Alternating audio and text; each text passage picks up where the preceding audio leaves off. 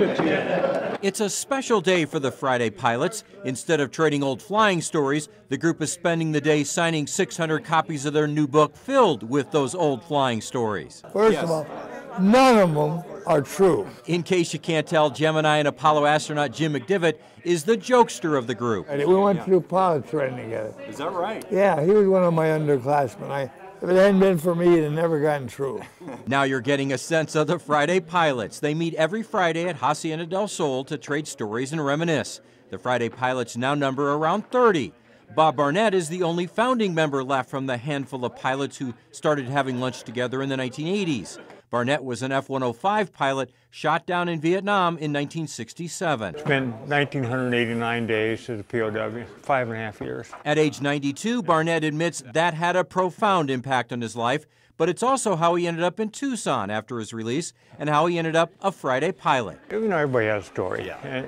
You have a story. Everybody has a story, and it's interesting what people do and what they've accomplished. This is especially this group. You know, they've all accomplished a lot. That's where the Friday Pilots books come in. The first was simply called The Friday Pilots. Each chapter was a story from a different pilot.